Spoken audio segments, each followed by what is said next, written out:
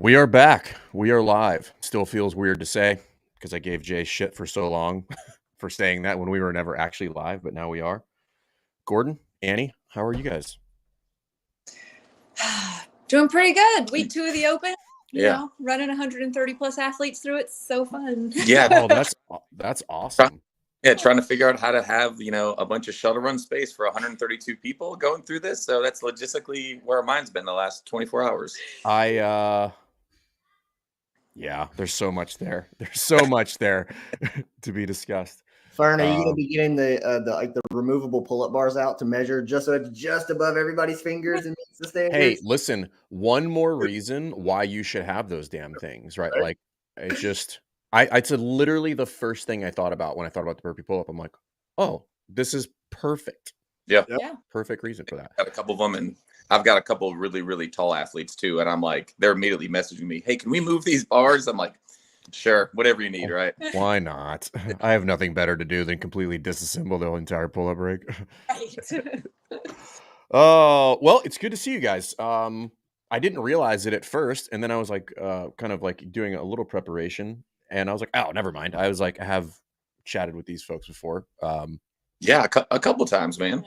Yeah, I was trying to think back. I think our first interaction was in the guts of the Coliseum in Madison, maybe like 3 or 4 years ago. Is that correct? We're going to go back a little bit further there, man. Our first interaction, you led our L2 in Atlanta back in 2019. Something like that. Yeah, I think 2019. A while. Yeah, you gave us really, really good advice. Your head's going to get bigger, but you gave us some really good advice, and then saw you again at the games. Oh, that's what it was. That's right. And you were like, yo, I took your advice. And I was like, remind 100%. me what I told you to do. I'm a little concerned. Yeah. And then at the games this past year, spent some time with you guys at your affiliate seminar that you had, again, just gleaning some great knowledge to use at our affiliate. Mm-hmm. Yeah, that's I was actually thinking this morning when I was driving to the box, I was like, we started this thing, and I was like, probably gonna end up talking to a bunch of strangers, and then I was like, at this point, it's probably not going to be a bunch of strangers. Probably be some people I've crossed paths with at some point here or there. Oh, yeah. Which is cool. So, okay, so did you guys do the Open? Oh, us ourselves? Yeah, of course, man. Yeah, we got to lead from the front.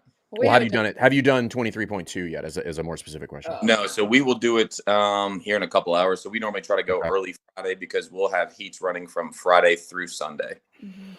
I was trying to look at your space, but I didn't really get a ton of time to like try to find the best pictures. Logistically, how challenging is that for you guys? Like, how many people can you run at a time? So we're gonna run heats of 12. So the good thing is that's great.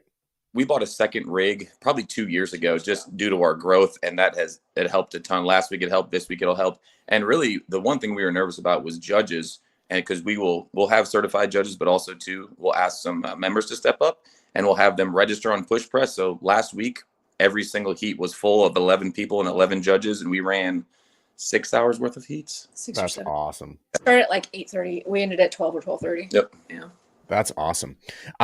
Who was it? Oh, Nicole Christensen in doing what she does, which is make us all feel bad about ourselves at CrossFit Roots. She had 103 or 113, something obnoxious, people take the judges course at her gym. And it took them 3 hours each to get through that process. Oh, God, can we talk about the wall ball, toes to bar thing? Who judges wall balls from that angle? Dude. I shared on my social media and tagged CrossFit. I was like, come on, guys, let's do better here. Every year there's one that I just end up going back and doing the whole like, all right, I'm going to give ridiculous answers to these two because I want to figure out what this one answer is because I've counted it 14,000 times and I can't get the right answer.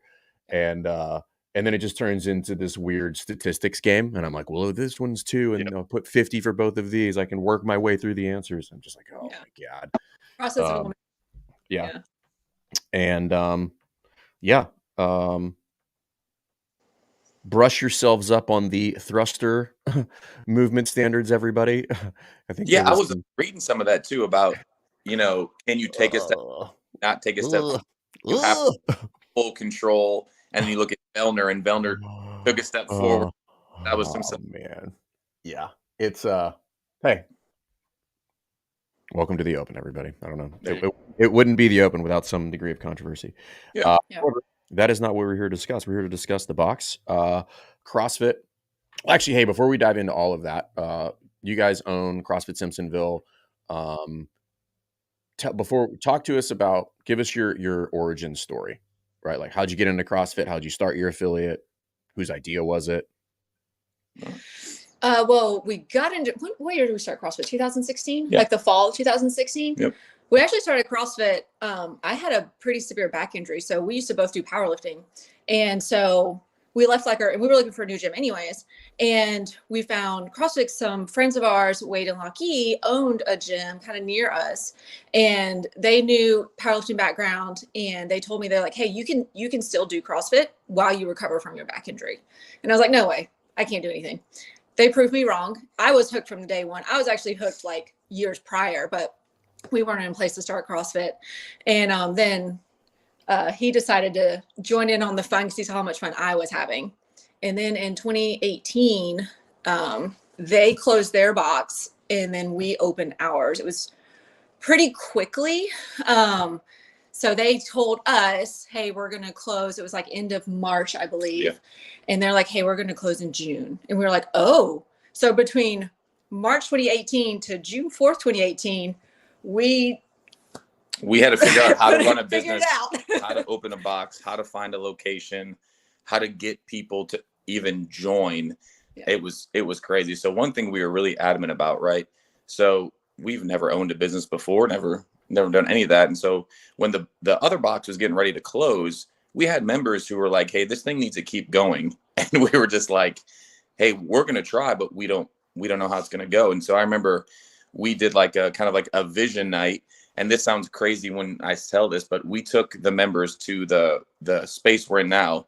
And at that time, it wasn't cleaned out. It was an old textile warehouse of 12,000 square feet that was full of rat poop and old textile machines, right? Nothing's built out. And we're sitting there telling these people, "Hey, this is going to be your next CrossFit box. And here's what we're going to do. And here's how it's going to go." And I think that day we signed up 32 members. Mm-hmm. And we got some shirts printed called Founders and really have leaned into those people since day one. And fast forward 5 years and somehow we're at 200 people, which is absolutely insane. Yeah. That is a really cool story. The rat poop makes it great. So yeah. And Yeah. the funny thing, right, and only a couple of people know this. So the landlord knew nothing about CrossFit, right? He's like 70 plus years Yeah. old, a good old boy. All he cared about was whether he was going to get paid or not. And Yeah. so He's like, first and last month's rent, guys. Right. 100% right there. Right. So he actually came to that vision night to meet some people. And when we left, or when they left, he kind of pulled us aside and was like, "Hey, I'm going to pay to build out showers and bathrooms for you guys, and here are the keys." And so for us, that was huge that he was able to see this community and actually like what we told him was real. This is a deep rooted community that believes in one another. And so it was great that he got to see a quick glimpse of that. Yeah. Is he a client? Oh, no. Oh, that would have been amazing though. Be like, "You convinced me, I'm in." Yeah. Yeah. No. This is also I think that's a fantastic story. I think you should tell that story more often. But what's funny about that is this is always I've learned this like so many times as an affiliate owner, and then working with affiliate owners is like people, they're like, we're good at closing sales. And I was just like, everybody's good at closing sales in CrossFit if somebody walks in the door. Hence CrossFit Simpsonville signed up 32 people who were standing in rat poop. It's like so no, I think that's really cool. You guys have obviously done a fantastic job there of building culture and community, and that's a huge part of running a CrossFit gym. However, it's not the only part, and that's kind of what we're going to dive into today. So where is Simpsonville in South Carolina? I don't know exactly where that's at. So everyone's been moving to like Greenville, South Carolina. That's like, Right. one of those destinations. We're literally 10 minutes outside of that. So we tell Oh, okay. people, "Hey, we're right in Greenville." Got it. People understand that. If I say Simpsonville, they say, "Where's that?" I'm like, "Don't worry about it. Just point to Greenville on a map." Right. Cool. Okay. So if we go back to that transition, right? The other box is closing down. It's a sad thing, but it's a thing. It happens quite a bit. There's always somebody who's a recipient of, somebody's trash is somebody's treasure. Mm. And when boxes close down, there's always recipients of that fallout. You guys, and it's funny you say 32. My goal for when we work with boxes that are owning is 35. I want 35 people before the doors open. Okay. That won't always cover costs, but it's just like, okay, it gives them a real nice boost of confidence. They're like, oh, I can do this. Like I got 32 people we haven't even opened yet. And it gives you some operating capital to kind of start building a budget and something would resemble a functioning P&L. So I think that's awesome. So as you guys work into that and you start building the affiliate, what's that look like? So really, I mean, and I'll be very transparent with you, like we had to start so fast and we went so fast that honestly, it wasn't probably until, and I pain myself saying this, it probably wasn't until year 3, Fern, where we actually started to put in policies and procedures and like really start to view it as a business. And that's totally on us, right? We met with probably 5 or 6 affiliate owners before we opened our box, whose boxes actually closed down, and learned as much as we could from them.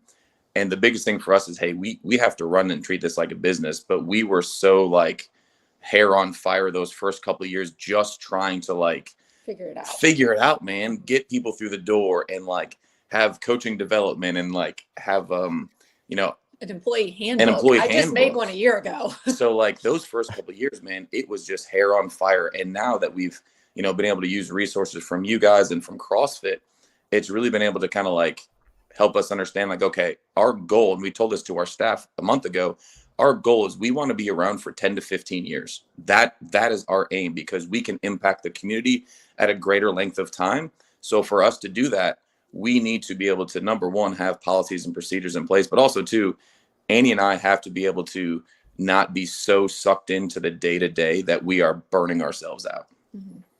It's interesting that you sought out that we'll call it group of people. Most people would not go to, we'll call them failures. I don't know how else to say that. Most people are like, I'm going to go talk to a bunch of gym owners, which is a slippery slope, right? You don't know who you're talking to for the most part. You don't actually know how the business is functioning, and you get all sorts of wacky, advice. It's interesting that you went to the other direction. Is like, well, let me figure out what would be the common themes that would make this not work. Yeah. And collected those. What do you remember, like when you talked to those people, like they're like, here's the 3 things that we need to avoid at all costs? 100%. So one part of it was financials, right? A lot of these affiliate owners, they didn't track financials and everyone got a deal. I remember talking to one affiliate owner and I was like, hey, can I see your books? And he was like, yeah, man, that's cool. And their rate for every member was different. And they didn't even, like, some members were just cash and they don't even remember how the last time they got paid. And so that was a huge part of it. And the other was like, they didn't treat it like a business. They never treat it like a business, man. It was like the affiliate itself looked very run down. They didn't invest in the equipment. And then us, we really believe, Simpsonville is a smaller town, so we really believe investing back in the community. So we do a lot of community outreach events, and they kind of just stayed in their bubble. They never try to go out. We do a ton of work with other affiliates here too in town. So we don't really believe in competition. We believe that like, hey, we can all make an impact where we're at. Yeah. That's cool. When I always think that's an interesting statement, treat it like a business. What's that mean to you guys? Because you were talking a lot about just, the facility, right? What is that when you say treat it like a business, like, or have you ever even thought about that? Could you explain it? What comes off my mind first is stewardship. So when I say treat it like a business, meaning that it's in our financials. So COVID's a great example, right? So when COVID happened, we knew that we could take a 25% hit and still be okay. So right there, I knew we were stewarding our finances well. And then for us, it's like when someone walks in like that, I want them to think this place looks great. It's welcoming and it's modern, right? I'm sure you and I have walked into several CrossFit boxes where there's holes in the wall, like it's dirty. And so for us, business means that first impression when they walk in is key for us. I couldn't agree with that more. And I think that's a sliding scale too. I think a lot of people have maybe undue burden on themselves with regard to like what they can do to their space. So you get kind of, how would I describe it? you kind of get decision fatigue because you're like, well, it has to be like a Globo gym. And I'm like, or you could just clean that. You could just clean that bathroom. Like it Mhm. doesn't have to be anything wild, but if you were to stack those little tiny things over time, all of a sudden you can create something pretty awesome out of a dump. Like you guys mentioned, like Yeah. I'm fully confident if I walked in your affiliate today. Are you still in the same space you started in? Yep. Yeah. Yeah. So obviously we started with rat poop. And if I walked in there, I would probably not be able to grasp that is what it looked like, that it was a No. textile factory that was completely run down and disheveled. But that didn't happen in week 1, I would assume. No, and really the cool part about that is, so when we started, right, we called our 32 members founders, and we really leaned on them. We said, hey, we want you to be a part of building this out. So we took several Saturdays where they literally put up plywood on the wall, helped us build out bathrooms, helped paint. So they had the sweat equity built into them from day one. And most of those people are still with us today, 5 years later. It's because they believe in it, because they helped build it. And we wanted them to see that, because we wanted them to take pride in what it was. That's cool. Yeah, some people poo-poo on that, and I understand the sentiment of like, you shouldn't have your members do that, but there's a difference between people who want to do that versus like you asking them, be like, all right, guys, we need to get this project done, so we're going to be closed until everybody gets off their ass and comes and helps out. And I'm like, yeah, that version I'm not a super fan of, but I have members that will regularly come to me, and we do stuff all the time at the gym. Like, I just like this never ending project. People are like, I want to come in and I want to rip out all the flooring in that room. And I'm like, well, I don't want you to do that. I mean, I also want to rip out the flooring in that room, but I'm not going to enlist you for those services. However, if I happen to be ripping the floors out and you show up, I'm going to put you to work. Well, it's like allowing people to be a part of it. So we clean our bars about Right. every 3 or 4 months, and it's a process. And Right. literally, we'll post it up, and you'll have 10 to 12 people who come in. We'll buy them lunch, and we end up just sitting there hanging out, and it turns into like this small community event. Uh, People don't do that enough, by the way. Like, take Right. the sleeves off, 100%. Yeah. clean, or like re-grease them if they're like, yeah, that's a yeah, the number of tools that I have in the gym for weird things is wild. Really, Right. it's like, why I have this, and then 3 Why months do later, I I'm like, have this? have Oh, this. that's right. That's right. I needed that little special screwdriver for that thing. Yeah. Okay, so let's talk a little bit about the affiliate itself. Tell me about the affiliate. So I think you guys have about 200 members. Talk to me about the space. Like, how big is it? What kind of staff do you have? How many classes do you run? I want to give like a full picture here of what Simpsonville looks like. So the building itself is 12,000 square feet. So we have about 70, is it 7,500? I think we're at 8,000 almost. Close. Yeah. To working So space. big. Okay. Yeah. If you include some storage. And then we're about to have 10 coaches. Yeah. We're Jeez. currently onboarding a coach right now, putting her through some training. And so she'll be ready to go in the next week. So we have a staff of 10. And then we run 6 classes. 8 classes a day. 8 classes a day? 5:15, 6:30, noon, 4:30, 5:36. 6 classes a day. 6 classes. Oh, yeah, 6 classes a day. Okay. Monday through Wednesday, and then a couple classes on Thursday, just because we noticed like the dip in attendance on class on Thursday wasn't great. So we're like, okay, let's turn this time into an open gym, so we're not completely closing. I can help you fix that too. I'm sorry. I can help you fix that. I can help you fix the attendance. That is actually, contrary to popular belief, that is a fixable problem. Okay. I love it. And then on Friday we offer 5 classes, and then Saturday we have we open up at 8. We do like an open gym, and then a 9 a.m. class, and then we're just like closed on Sundays to give ourselves a day off.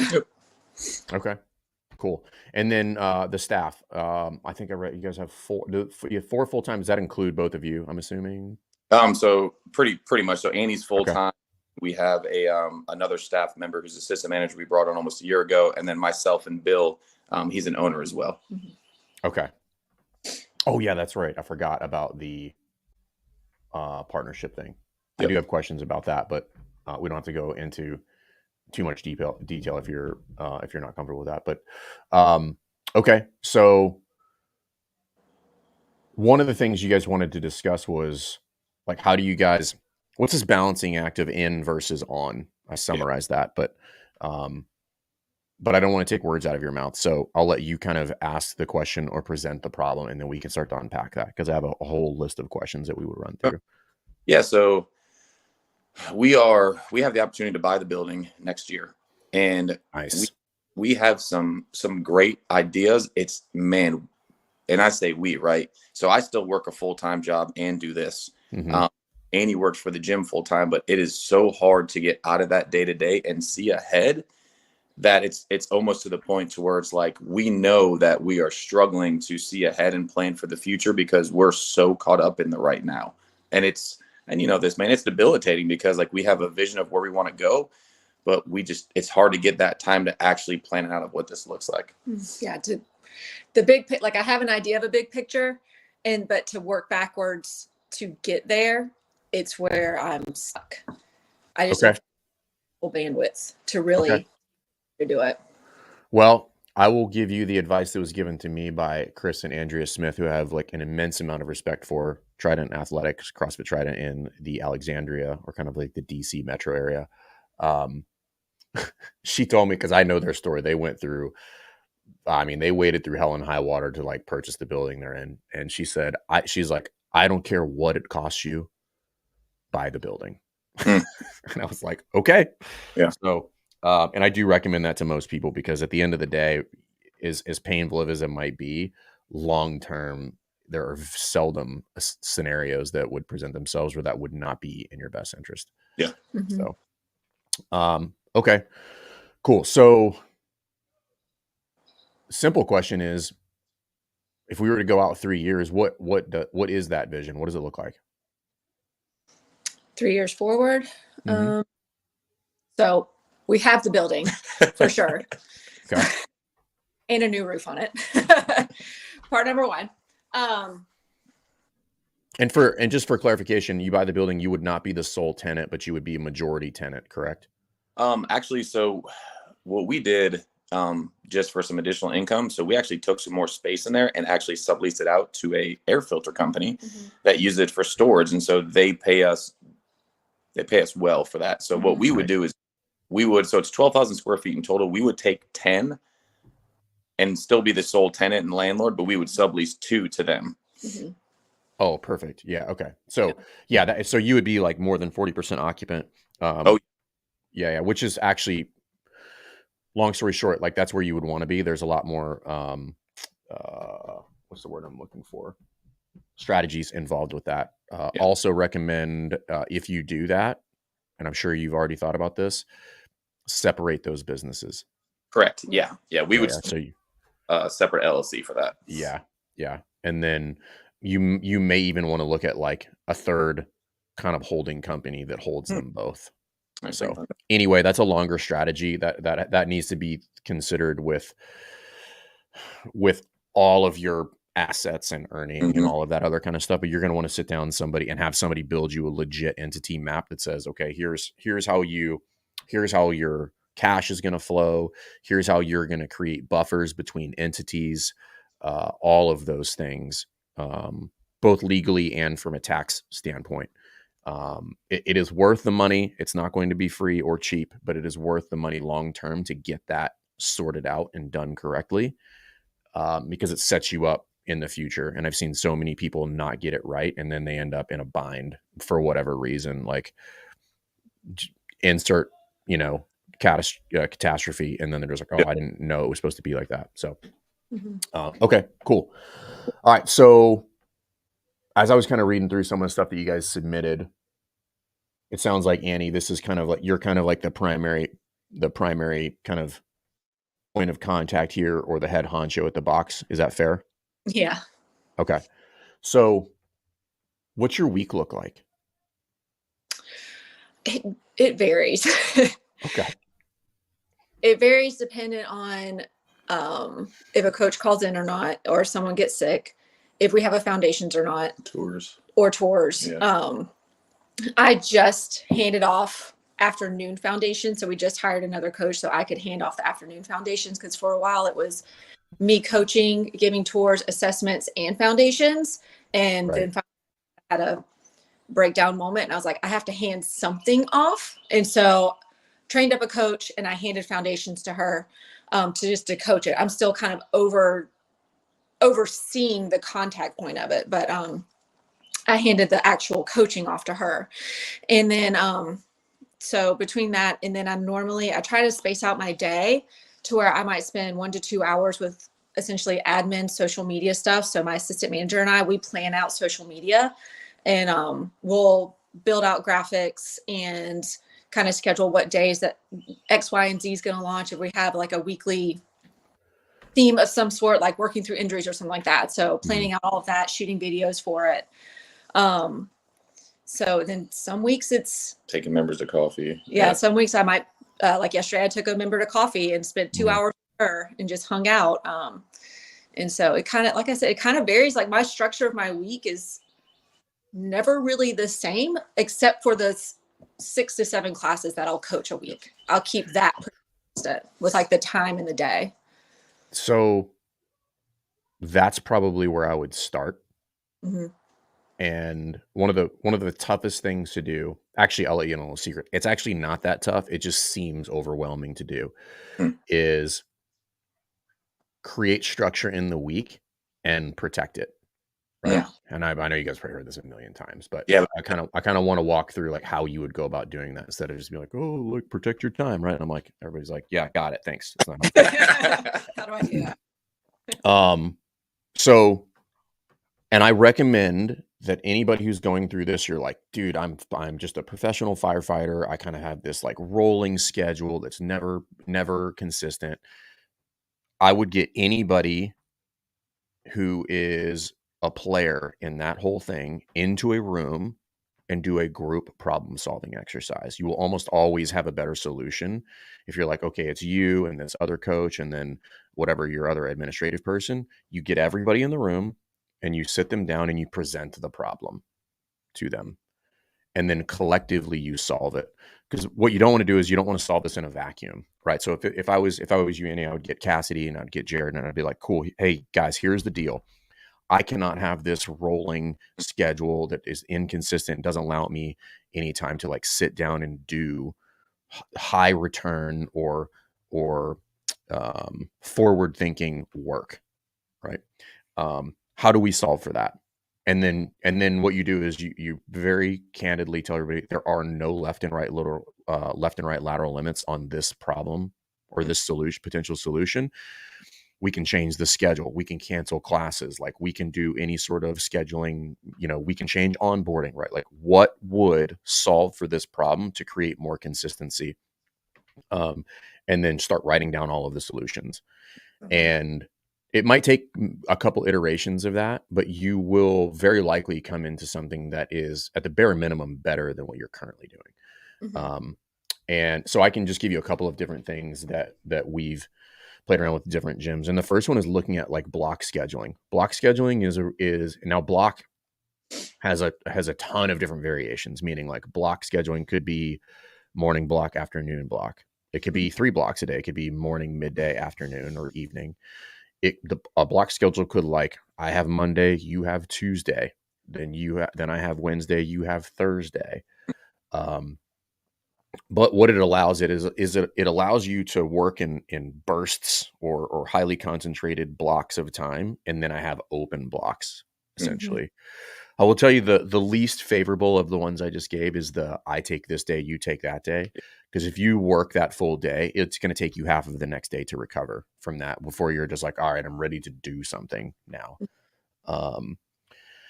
And so I've seen, and we've done many different variations of it. Like if you had 3 people in those blocks, you could have essentially, let's just use the 3 of us. So, let's say I'm going to take, we'll just start on Monday. I'm going to take morning block on Monday. And you can define what morning block is. Morning block means I have first class till 1 p.m. Right. And then Annie, you would take 1 p.m. to close. And then Gordon, you would take morning block on Tuesday. And then I would come in and I would take afternoon block on Tuesday. And then Annie, you would take morning block on Wednesday. And we would just cycle through those blocks. Now, the major misconception here with regard to that block schedule, if you can make it work, I understand not everybody can make that work, but if you guys have the pieces that you say you have, you should be able to come up with something that looks like that. The misconception is that when you're off, you're off. You're not necessarily off. Like you you're kind of in the batter's box. Like you're ready for things that come up, and you're allocating that time to other things. Those things are just not like on the floor expending immense amounts of energy. Okay. So that afternoon block for you could be open for tours or foundations, but the whole block is open to you. Right. And then if you have that whole block, it wouldn't be unrealistic to be like, okay, let's just say you have 1 p.m. to close. What time's your last class again? 6:30 p.m. So Okay. So your last class. Okay. So 6:30, 7:30. Let's say you're not going to be there for that whole block, but let's just say that you went from 1 p.m. to 3 p.m. and that block would be whatever, you can name it whatever you want. Crush it time, deep work, whatever. But like that is completely protected. Nobody interrupts Annie. She's doing the administrative things and the stuff. And then after that, you're open for booking for consults or onboarding or PT or whatever. But each one of those blocks is a very specific task.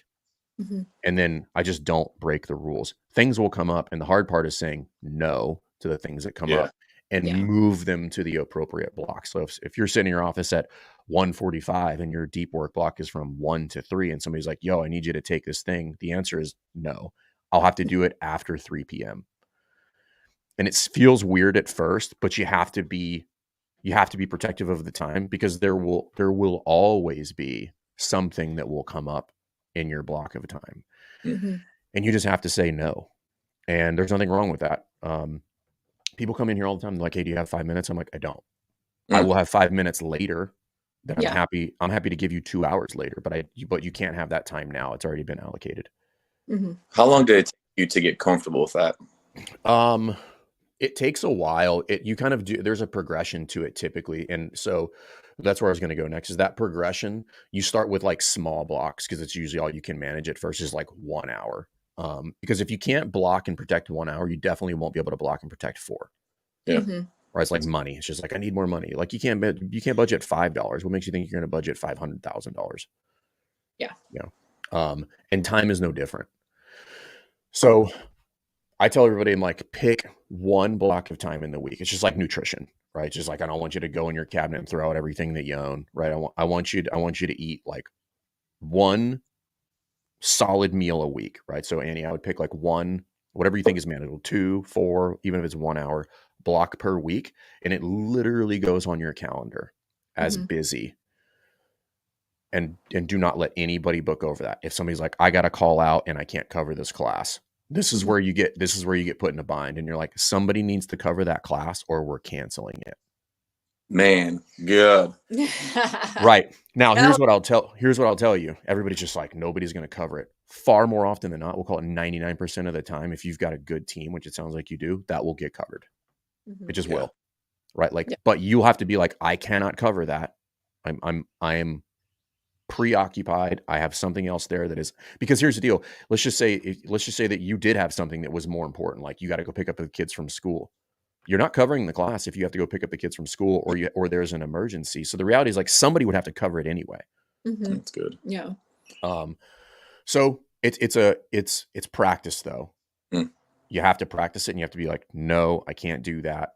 And then again, group problem solving is typically more efficient. So, and then once you do that, then you can expand the blocks of time. And then you'll have to recalibrate yourself occasionally, because like you will get lazy with that defense of time and you'll let things slide in there. Like I did it on Wednesday. I let like 2 or 3 things slide in there at like random times. And all of a sudden my normal, like I try not to do anything but kind of like deep work or like crush it work on Wednesdays. Like no appointments. We do the podcast at like 3:45, but that's it. My whole morning is typically open. That doesn't mean I'm not doing anything, but it means I will be uninterrupted from 5:15 a.m. when I get up until 3:45. And for most of us, what's really liberating about that is you've never had that much time uninterrupted in your life. Yeah. Well, I would think too, your end, the creative mindset that produces amazing. That's a slippery slope. You're correct. Right. And this is where I have to calibrate people and just be like, they're like, well, my time is worth money. I'm like, wrong. You're broke. Your time is worth 0 money. Right. Just mathematically speaking, that's just not a thing. The concept is correct. Right. Now, the other thing is like, though that time and how you use it can be effective if that is something that you are good at and you are disciplined. This is the hidden secret about like deep work time. It requires, I don't know how to say this, a fucking immense amount of discipline to Mhm. execute that appropriately. Like I will tell you, as somebody who battles with it every day, every week, it requires discipline to get in here, lock that damn door, stand here and do the thing without getting distracted. That's good. Yeah. Yeah. It is not easy. And I want everybody to know that. Like, if you struggle and you're like, oh, you float off, it's like, cool. Have the wherewithal to put yourself back on task Hmm. because it's a muscle. If you don't flex it and you don't train it, it'll be weak. Mm. You get better at training it over time, and you have to be nice to yourself and be like, all right, I got distracted. I wasted 30 minutes like answering this email that quite literally could have waited a week before responding. And now I'm off task. And so I start with something simple, and then I don't know how long it's going to take. I don't even kind of remember. I don't even remember like when I actually first started. I probably started a couple years ago, but I will tell you like this year is the largest block that I've ever had. Wow. But it is completely filled every single time with many things like, hey, I have to get back to everybody's homework in the course, or I need to sit down and I need uninterrupted time to work through a concept or idea that, seems like I'm doodling, but like that's going to be the next iteration of the thing that we make. Yeah. And that can't be distracted. That has to be like me with like a notebook or like making notes in a spreadsheet and then working through that and like game planning it and being like, that doesn't work. Because that's what creates the efficiency downstream. Otherwise, if I'm not doing those things, what it ends up being is like, you have to have time to iterate the machine. Hmm. Like, what's broken? Mm. Okay, this is broken. I'm like, cool. Well, you need to fix it. Well, what would I need to fix it? Time to figure out what's actually the problem and then come up with a solution for it. And you're probably not going to get a ton of time on the front end, but you will get some time. And you'll be like, oh, like I saw what I was able to do with an hour. Like, give me 4 hours. That's always the running joke. I'm like, give me 4 hours and I'll do the work of 10 men. Yeah. Right. But I need 4 hours, Right. but that takes time. Right. And I know people that are 10 times more productive than I am. And I'm like, oh my God, like how is anybody capable of doing that? Hmm. And the reality is like, it takes time. And it takes, I really want to stress it. Like, it takes discipline and it takes practice. You could do this for 6 months to a year and just scratch the surface on the discipline required to execute something like deep work effectively. Hmm. However, if you do it, man, you can create some cool stuff, Yeah. So I would pick like 1 or 2 times. And what you'll probably end up filling them with is like getting all the administrative tasks done that you're not currently getting done. Yeah. Which is fine at first, right? You have to, so Christian's like, I love making lists of what needs to be done today and can't wait. Now, the issue with that is, and I agree with you, Christian. So that's typically like the first iteration of it. The issue with that is that's busy work. Yeah. More often than not. Yep. Eventually I have to push through and have to create systems for the busy work so I'm doing less and less busy work, Hmm. because busy work doesn't equate to anything that would resemble productivity. Yeah. Yeah. How do I be productive? Like, how do I move the needle on the machine?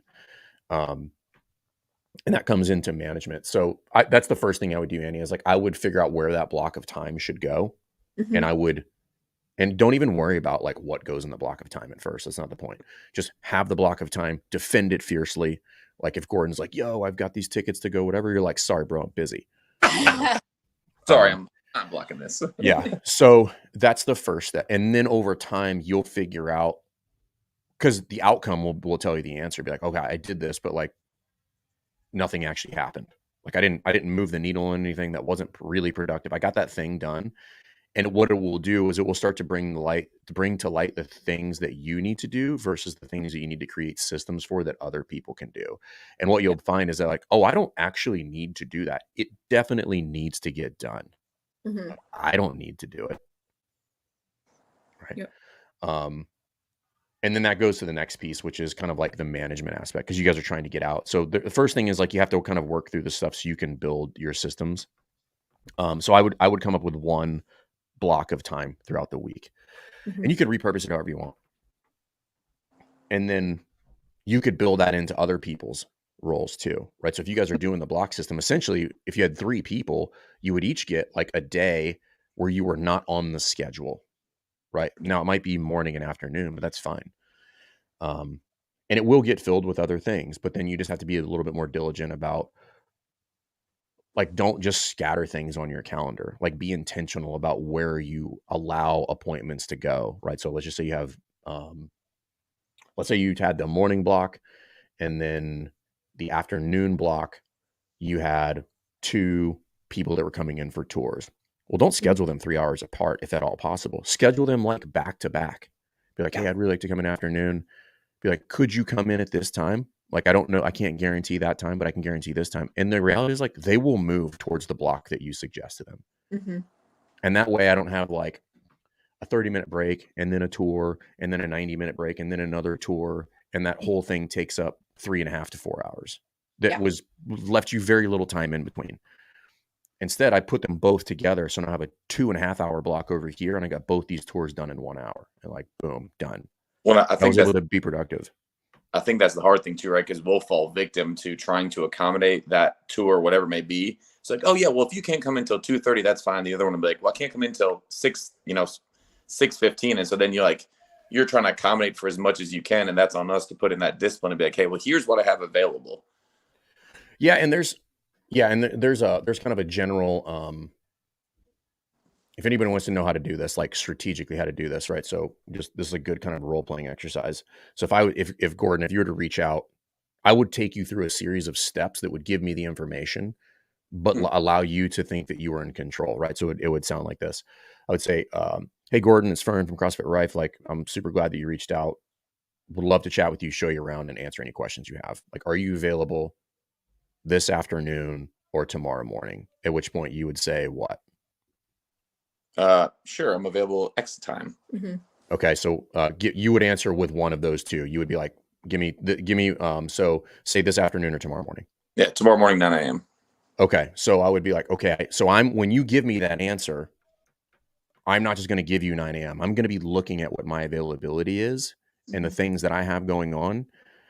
Because typically where I would go is like morning or afternoon. You'd be like tomorrow morning, and then I would narrow that down a little bit more, like early morning, late morning, and you'd be like mid morning, and I'd be like, okay, 9, and I would look at my schedule, and I would realize, I'd be like, if I put you at 9, that is essentially going to make the whole morning a wash, because it's like right in the middle.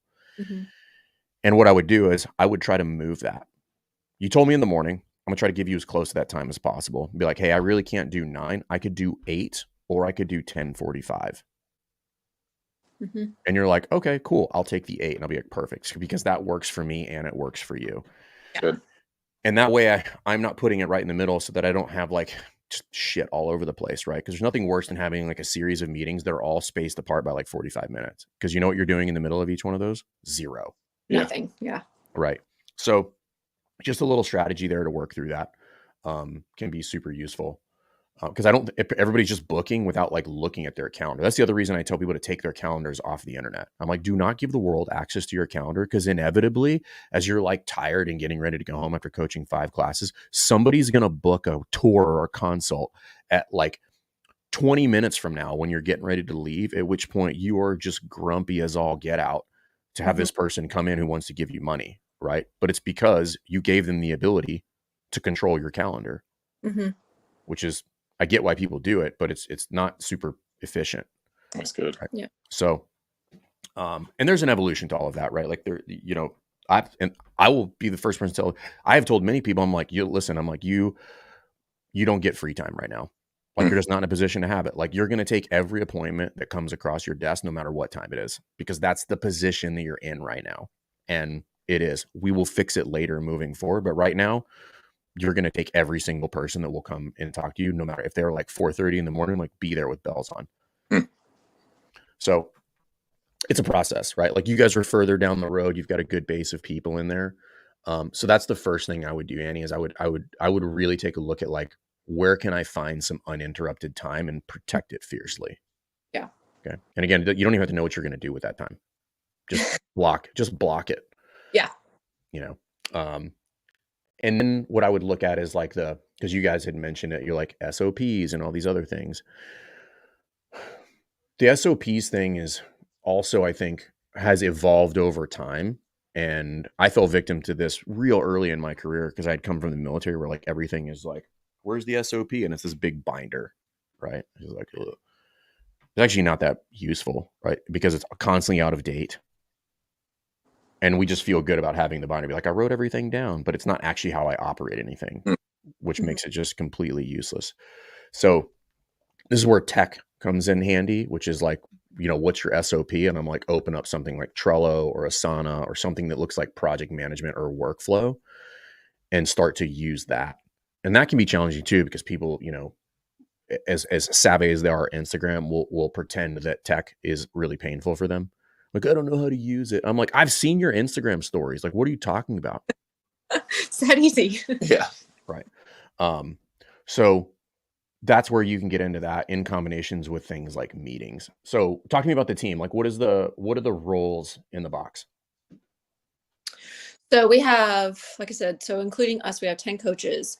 I am the only one who doesn't have a full-time job outside of this. Like the box is my full-time job. My assistant manager is actually getting ready to exit her full-time job to kind of focus more on, being more of a coach and assistant manager. Okay. So really it's just us. So that's when it's kind of hard when a coach is, hey, my kid's head is spinning around and I have to go pick them up from school. Can someone coach my class? Everyone else is in a full-time job. And so that's when 90% of the time it's falling on me to pick up that class because I'm the one who's there all the time. Right. That's a tough one. I would challenge you to be like, somebody else needs to cover that or we're going to have to cancel it. And like, you'd be shocked people will step up. Now, I will tell you what, this other coach is going to come in. Like, the two of you should sit down and you should be the priority when you make the schedule. Yeah. So when you guys make the schedule, be like, our needs come first. Everybody else gets second dibs. Mm-hmm. Yeah. And we suck at that, man. Like, I'll 100% honest. We'll be like, we'll put everyone else in. Right. And then I'm like, oh, well, we'll take this class and this class. Right. Mm-hmm. We suck at that. The hard part is because you're like, I'm trying to accommodate everybody else, but what happens is I can't see the forest through the trees, and I don't. What I overlook is the fact that, like, if there's one variable that's going to move the business, it's me. So that means I need to be able to navigate that day productively. Yeah. So how do I do that? Right. So we switched this maybe 2 or 3 years ago, probably. Might have been more than that. I'm not sure. When I was on it, Cassidy came on. I said, all right, we come first. What do you want? What do I want? And when you build it that way, all of a sudden, everybody actually becomes more accommodating. Like, I become more prepared to fill in for you, and you become more prepared to fill in for me, because I got what I wanted out of the gate, and I can navigate a little bit more freely from there. So the discipline of that, discipline equals freedom. The discipline of saying, no, I have to build this that allows me the consistency and flexibility to move when I need to move. That has to come first. And everybody else will be like, that doesn't work for me. At which point I'm like, cool. Well, then we might need to rethink like your place on the team, which sucks to say, but I cannot handicap myself for somebody who fills in a handful of classes throughout the month. Like, it literally makes no sense. I need that in a quote on my wall at the gym, because you literally told us that back in 2018 at that L2. And at that time, right, we'd only owned a box for like a couple months. And I remember like leaving and being like, I don't think Fern understands, man. I don't think you can do And like when we got back to the box, we did that. And then you saw it and you're like, oh, wait, no, he was totally right. And, you make the great point about like, when you said, hey, if we can't fill this class, we're going to cancel it. I have never said that, but you're right. I'm not giving others the opportunity, because I think too, sometimes coaches get into this flow and rhythm where they're like, well, it's not my job to fill in. They'll just need to figure it out, and which falls on us. Yeah. But then we've seen that. Yeah. And I think you have to tell people like, hey, if we can't sort this out, we have to cut it. Right. There's nothing wrong with that, because there are instances where it's not a good use of your time. Yeah. So that's the a couple of pieces there, and these are all kind of like leadership and management. So like Annie, you're getting ready to go through. So I think there's two hard shifts for every affiliate owner. The first one is going from essentially the kind of the wearer of all hats into like a GM role. That shift is challenging. It's actually not as challenging as the following shift. So that challenge, and it's the reason for that is being as the GM, you can still put your hands on everything. Yeah. So if something breaks, you're like, I can fix it, right? Boom, because you're still there. The next level of challenge is exponentially more difficult. When I move from like the GM to quite literally, I don't want to say displaced owner, but like where you are not required to do anything. Mm. That one will stress your leadership, people management skills, your ability to think and do work more than you could possibly imagine, because the challenge there is to not put your hands on everything. Yeah. And it will challenge you. It will challenge your communication skills. It will challenge your organizational skills. It will challenge your design, and meaning not like your graphic design, but like how you design systems and process. Like it will challenge those skills. Because if you're like, oh, well, the point for me is not for me to not be here, but for me not to be required and for it to get done just as well, if not better, without me having to touch it. Mm-hmm. That is incredibly challenging, right? It requires an immense amount of like thinking and being objective and all that kind of stuff. It's really hard. Yep. Definitely makes me sweat thinking about that. Yeah. It's challenging, and it goes in phases, right? Because it's like everything else, like you're not good at it first and be like, okay, what aspects of this could I be good at? And kind of going where I was going to kind of circle back to your struggle that you mentioned earlier. And it's just like, I can't reverse engineer this goal of owning the building and doing this back to now. Mm-hmm. So one of the ways you do that, and Marcus and I were recently having a conversation about this, is like we get, even if you're not in the doing phase, it does get easy to get sucked in and zoomed in too far into the machine or the calendar or whatever it is. And having the wherewithal to zoom out a little bit, not super far, but thinking a little bit different time domains, if you will. So if I was to ask you, like, what time domains do you think in the gym, Annie? Like, what's the furthest you think forward or backward? So forward wise, I can think through this year. Like we had a strategic plan meeting in January, and I was able to think through all the plans for this year. Mm-hmm. Beyond that, I'm like, okay, I have an idea of what can carry over to 2024 and around buying the building, but that's about as far as it goes at this point. So when you are operating in the box every day, are you operating off of that plan, or what are you operating on? Are we? Probably about 50-50. Yeah. Okay. On knowing like what we're going to be doing 3 months from now, and then what we're going to be doing 6 months from now. I'm like, okay, how can this now line up with that? So okay. And then is that measured? Probably not. No. Okay. And this is the challenging part, is just like, okay, I got it. It's cool. But this is again, we can basically make analogies to training for endless amount of time. If you had a goal and you're like, I want to do this, but I was at no point measuring it throughout my training, weekly, quarterly, there would be no way for me to rudder adjust to figure out like, is this working? Like, what am I doing? So if I reverse engineer that and I come up with like, we have monthly goals, but I think monthly goals are a little bit too reactive and they create emotional decision making for most of us. So think quarterly goals, right? So think quarterly revenue goals, quarterly membership goals, quarterly event goals, quarterly staff development goals, because it's a little bit less stressful. You're like, oh, I have 90 days to get that done, right? But if it's this month, what ends up happening is you don't get them done and you're like, fuck, I suck at this. Like, I'm never going to get it done. Yeah. But if I give it a slightly larger window to work with, I'm like, okay, I didn't get it done, but I still have 60 days. Let's get that plan into motion and and start getting some traction on it. Whether it's like, hey, we need to get these 2 coaches this many evals, and I want everybody to take the online course or whatever. And okay, we fell short for our on our net goal for membership growth. for this quarter. Like I was talking to somebody yesterday. Who was it? Anyway, one of our clients, and he was just like, "Oh, we're plus 10 between January and February." I was like, "Oh, well, you're good for the quarter." He's like, "What do you mean?" And I was like, "Well, it was net 3, so the quarter is 9." He's like, "I had never thought about it that way." Huh. Yeah. Yeah. And I said, "Well, good. And I'm glad I was able to break that open for you." I was like, now the trick becomes like, I want to think about that way, but I don't want to act that way. I don't want to be like, "Oh, I'm good," right? But I do want to think about it that way, and I'm like, "Oh, I'm actually ahead of my goal right now." I still want to pump that machine and do more of it, but I'm like, "Cool, I can breathe a little bit." Right. You know? So thinking in quarterly goals versus like monthly or weekly becomes a little bit more, it allows you to make better decisions because you're thinking in larger blocks of time. Mm-hmm. So that's what I would do is I would reverse engineer those to like, what are those quarterly goals, and quantify them. Good. Simply by quantifying them will like push you into like some degree of action, because once you quantify it, that becomes very binary. I either did or I didn't do it. And if I didn't do it, like why? Mm-hmm. And what can we do to fix it? Mm-hmm.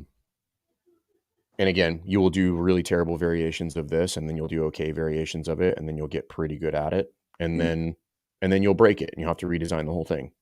Mm-hmm. And that's just the nature of the whole thing. Yeah. So a couple things for you.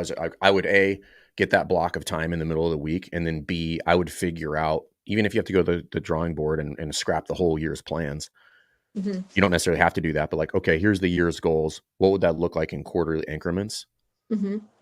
And then how would I structure my day that move towards those targets? Yeah. We're taking notes if you can't hear what you're talking. Yeah, please do. Yeah. Yeah. So the other thing I was looking up earlier was, because I've been like kind of deep into like, I don't want to say meetings because I fucking hate meetings, but like, how do you create structure around, I'm going to rename meetings, just carte blanche for everybody that ever had me. They're no longer meetings, everybody. They're called mind melds. Okay. We're going to meld our minds together. And Cody and I were pulling up. Cody, can you pull up that? Yeah. So this is part of like EOS, which is Entrepreneurial Operating Systems, or like this is from Traction, the book Traction, which is like how do you run a level 10 meeting. You don't have to work off these like forget the timestamps, but like this would be the general flow of a meeting, right? So like segue is just quick introductions, like whatever you want to talk about, just to give everybody the opportunity to just bullshit for a minute. Call it good news, call it whatever you want. And then scorecard this is kind of a blend of a term called KPIs, or key performance indicators.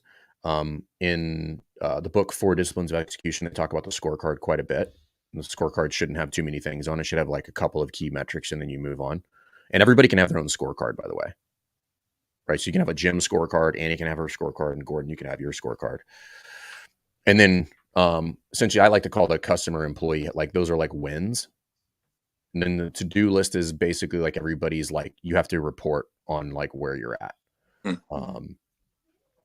And then after that, you get into like IDS. Some people call them identify, discuss, solve. I call them broken windows. Be like, what are the problems inside the business that we need to address and create solutions for? And then everybody leaves there with a task. So you could just use this format. Forget the timestamps, because you could whole thing in 15 minutes if you wanted to.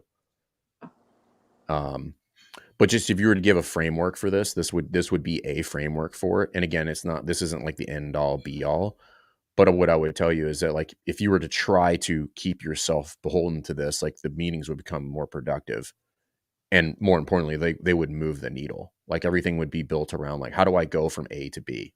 Yeah. So, and who wrote that book? Actually, who wrote Traction? Not I was gonna blurt out Cal Newport, but it's not. We can yeah. You know, Gino Wickman, that's who it is. And then I don't remember who wrote 4 Disciplines of Execution, but it's a dry but interesting book. It's the acronym is 40X. Go ahead, Cody.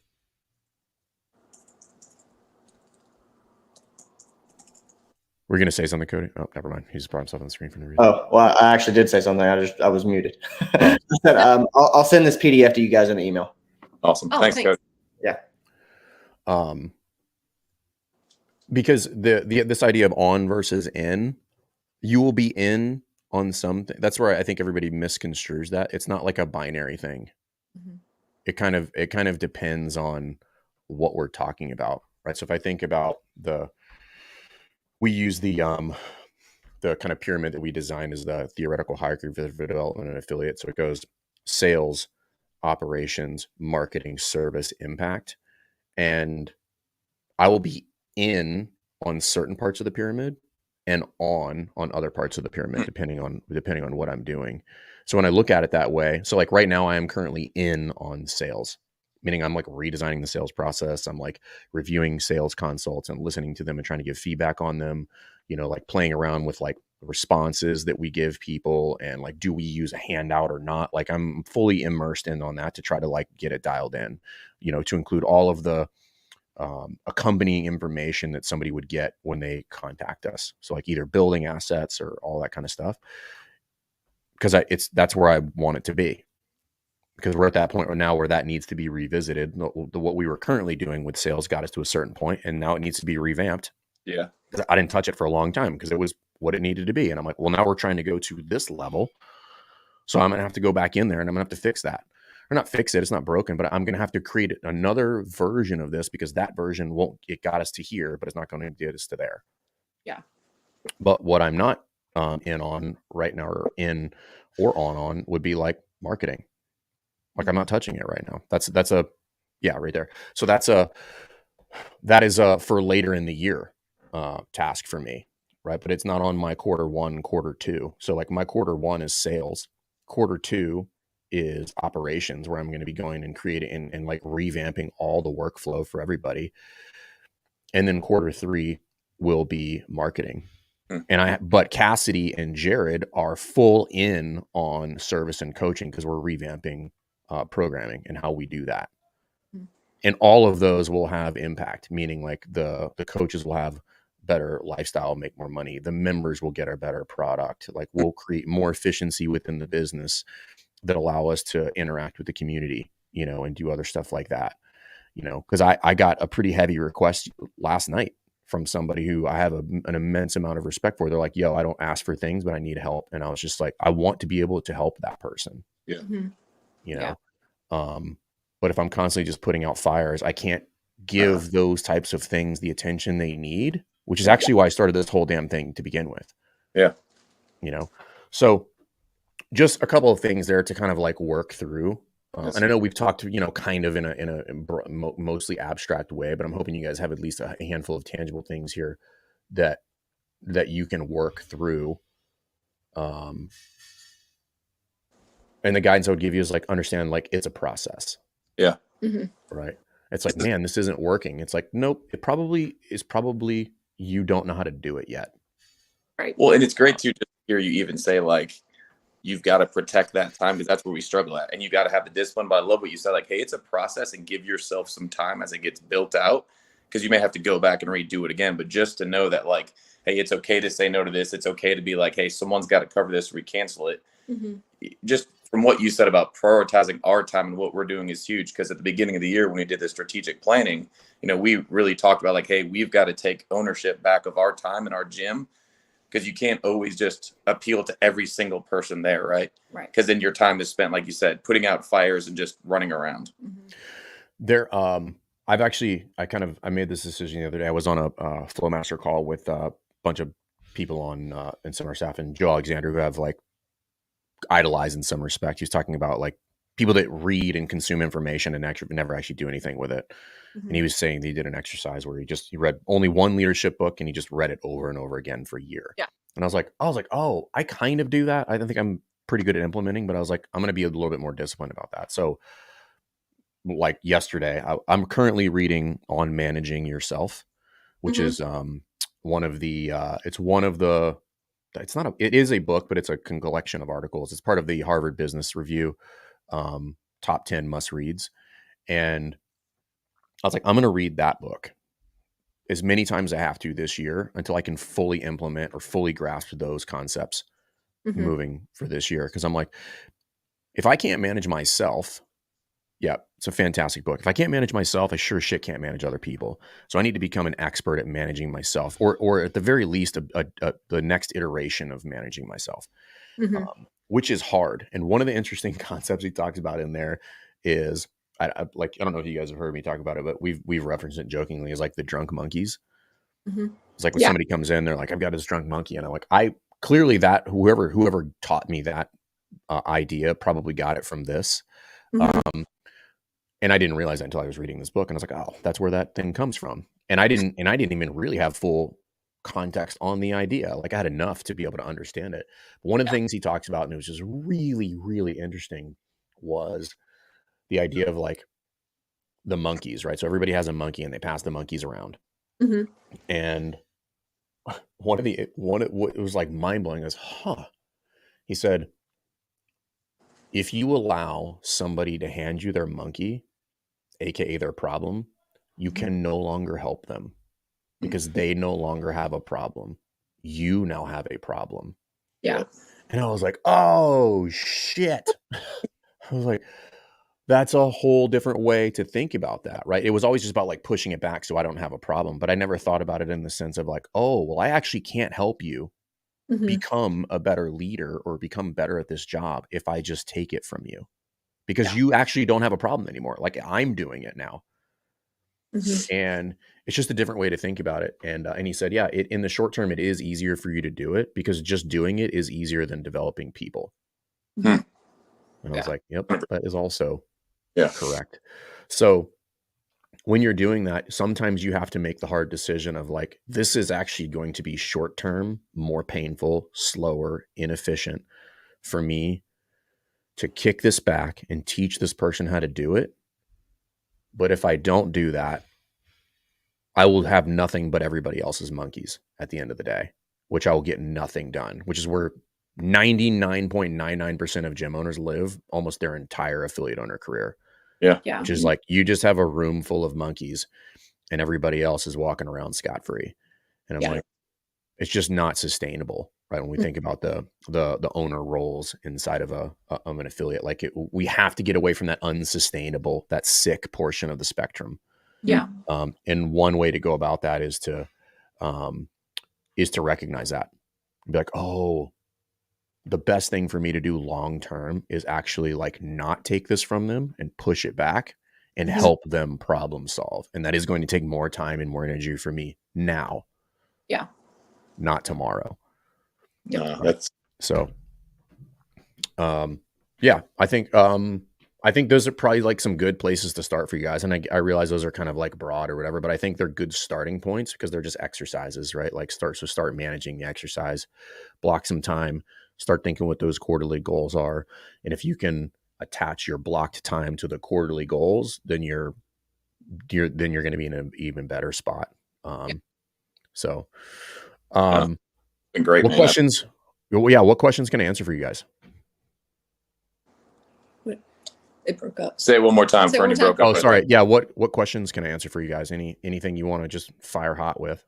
So one thing, so you talked a little bit about this. So can we talk about like delegation competency? So being able to delegate, number one, is tough, right? And we're learning that as we brought our assistant manager on like last year. But then like I struggle. This is my struggle. Like I know someone's not going to do it like I do it. But like I want them to have value that they're providing. And my own problem is, right, if they let things fall through the cracks, like that's a direct reflection on us. And I struggle with like, hey, I'm giving you these tasks, but you can't do these tasks. So then I struggle to give them more so we can get more free time to focus ahead. I'll tell you who's exceptional at this skill specifically, Marcus Guernsey. And the reason he is exceptional at this skill is because he's so in love with systems and processes. So, and Cody, you can pop on here too, because Cody is the direct recipient of a lot of Marcus's workflow and processes. More often than not, it is not. And I was literally talking about this, that we were having a leadership meeting the other day for CrossFit stuff. And they're like, what are you focusing on? And I was like, I'm focusing on this idea of like, how do I clearly manage expectations when I hand something off, rather than just without, and not confusing it with being like totally directive, meaning saying, hey, here's what I need to happen. Here's what the outcome should be. Here's what being good at it looks like. Here's what being bad at it looks like. And here's everything that you would need to execute that task. Mm-hmm. Here's when it's due. Here's who you report to. Here's all of those things.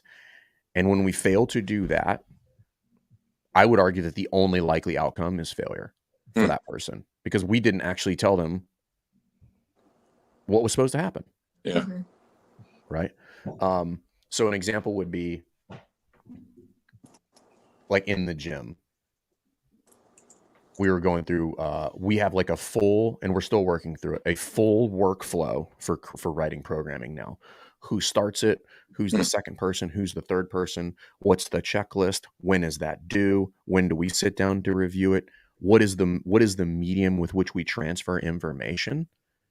And what does that frequency look like? And you're like, that's really ridiculous for writing programming. And I'm like, not if we don't want to step on our toes. That's good. Mm-hmm. Yeah. Right. And I told the team, I'm like, this is going to feel like I'm micromanaging you. Mm-hmm. And it's just because it's different. It will actually make everybody's life easier. It will make the product better. It will minimize mistakes and rework. And we'll actually be able to get further ahead. And we can think about more important shit. But it's like a full checklist of like, this person looks at it. Here's the things we need to check for. Did it go into Wodify, or when does it go into Wodify? Here's the spreadsheet link. The meeting happens at this time, right? Did you get your inputs in on time? Did you get your inputs in on time? If not, then what? Who's responsible for picking up the slack if somebody else doesn't do it? Like every single contingency in the whole process.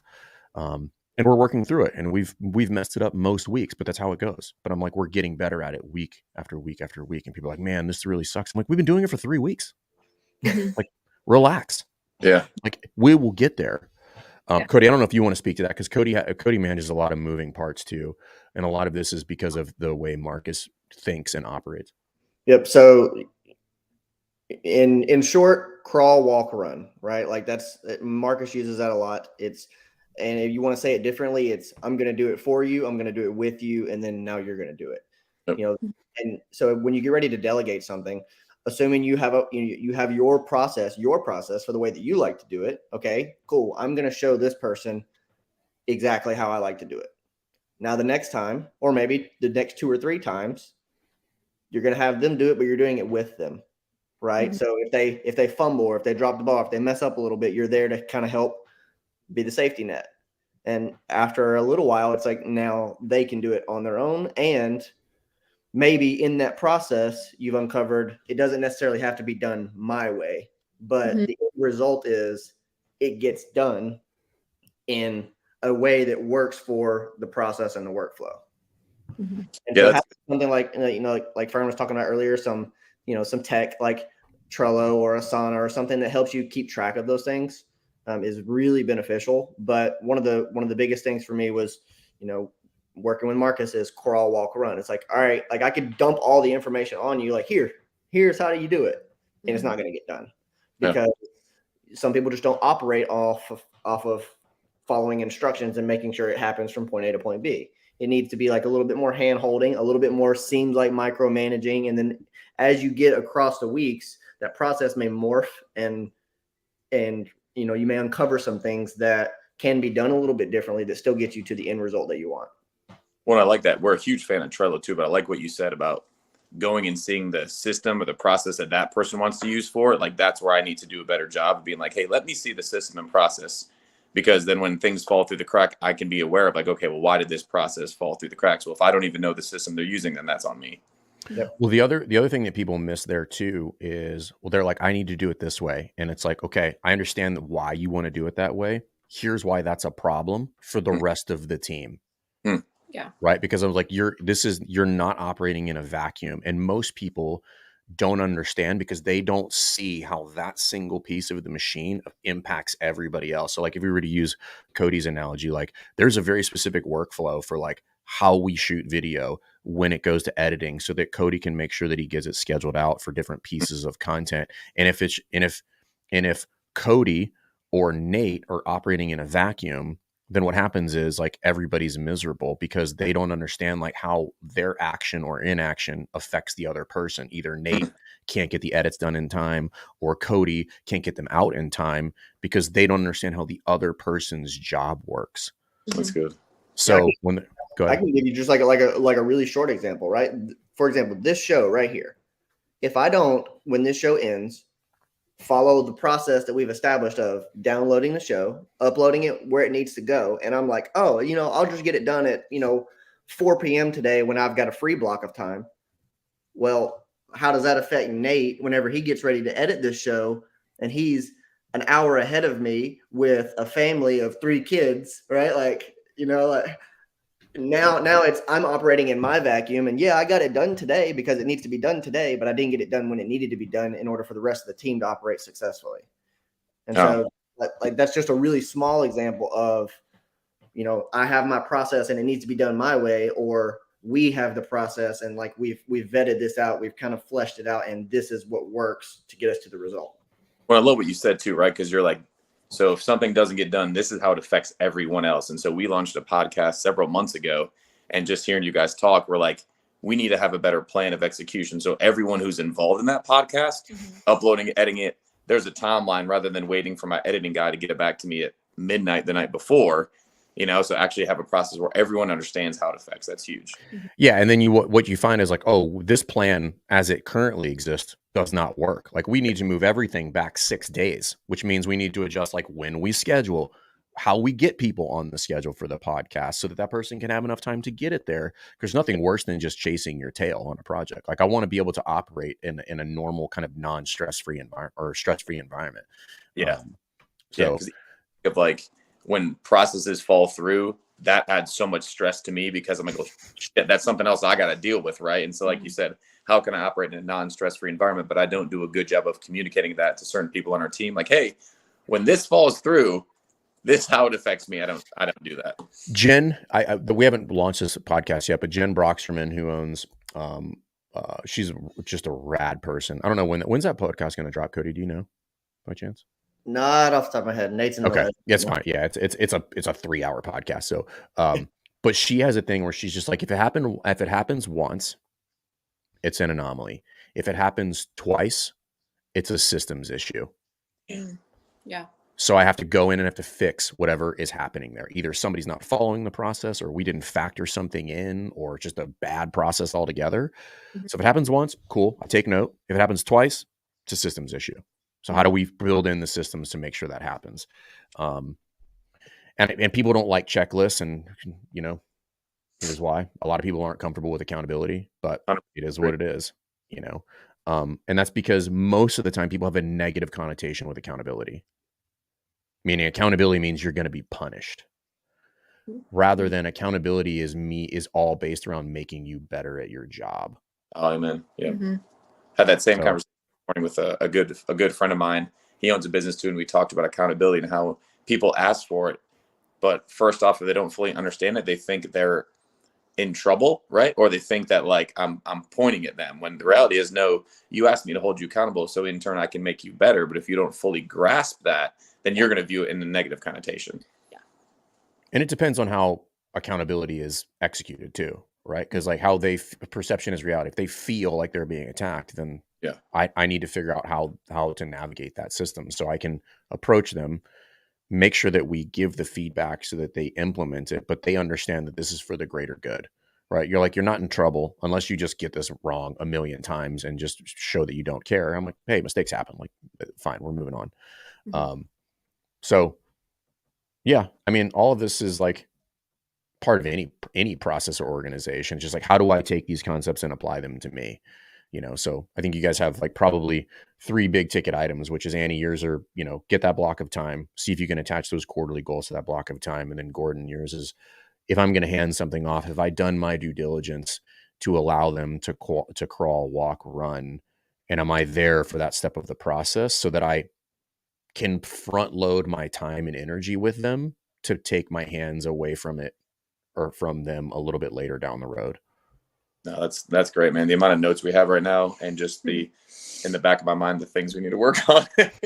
Well, Cody and I were having this before, like with somebody was like, I don't really have anything to work on. I'm like, that is not like, and we all have stuff to work on. Like like I have a whiteboard here that just looks like a beautiful mind. It's full of nonsense, but it's just like a million things that I want to try to work on, and I'm constantly rewriting it and then scratching it out and be like, all right, I'm gonna start this whole thing over. Like, it's just, what's the process, right? So how do I not get caught in this, circle of ideas that's never ending? And how do I start to corral those and then put them into those quarterly goals?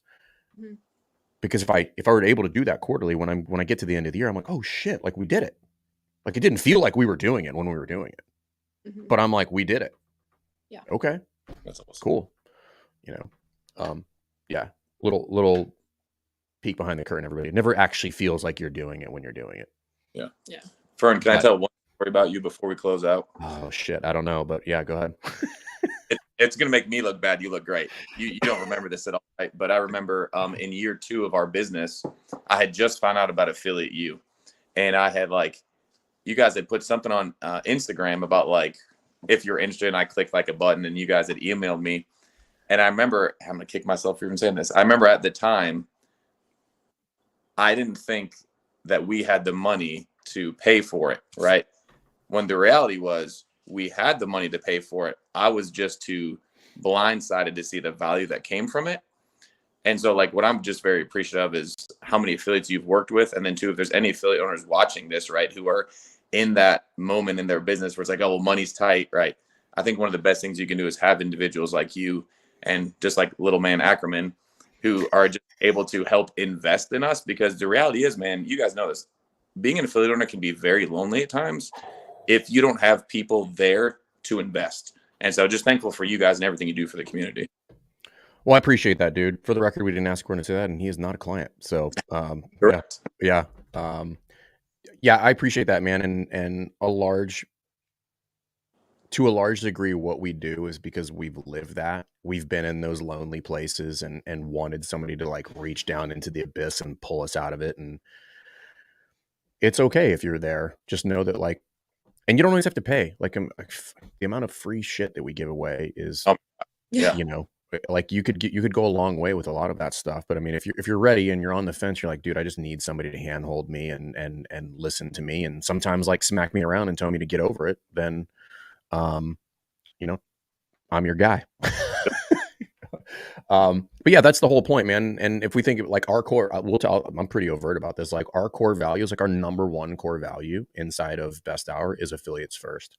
Mm-hmm. If it does not directly impact or is going to be beneficial to the affiliates, we don't touch it. And that means partnerships or joint ventures or affiliate agreements or products that we're thinking about rolling out. If it does not directly impact the affiliates, it immediately gets put on the chopping block. Mm-hmm. So, and that might mean forfeiting money. Yeah. Actually, in a lot of instances, it does mean forfeiting money. We say no to a lot of shit because we are steadfast to that, and we're never going to come off of that. Yeah. So, thank you for that. I genuinely appreciate that. It feels good to hear that, because that's the goal. So, and then B, keep doing what you guys are doing. I think you guys are crushing it. You guys are a shining example of what affiliate owners are about, and keeping it real and talking about hey, this is a struggle and you guys are doing it well. But it could always be better. And for that, I appreciate you. I appreciate you guys coming on the show. And if you guys find yourself in Simpsonville, South Carolina, you should go check out CrossFit Simpsonville. Hell yeah. I'll let you guys in. Annie's really fit because I've seen her in person. And Gordon and Gordon is much larger and much more handsome than he looks on this video. So they're what I like to describe as an annoying power couple. But super nice people. So if you guys find yourself in the area, you should go check them out. Any last questions? I don't think I have any. No, man, just appreciative of you guys. Yeah, thank you so much. Yeah, absolutely. And if you guys want to be on the show, Affiliate Hot Seat, you can fill out a form. Cody will drop that into the show notes and in the comments here. We'll get you on the schedule. I think we're booked out 6 or 7 weeks at this point, Cody. Is that right? Yep. Yeah. So we'll get you on the show. We will we'll let you kind of cry on our shoulders and we'll work through it. Awesome. It's amazing having you guys. Thanks for coming on the show. Appreciate you guys. Thanks. See you, man. it.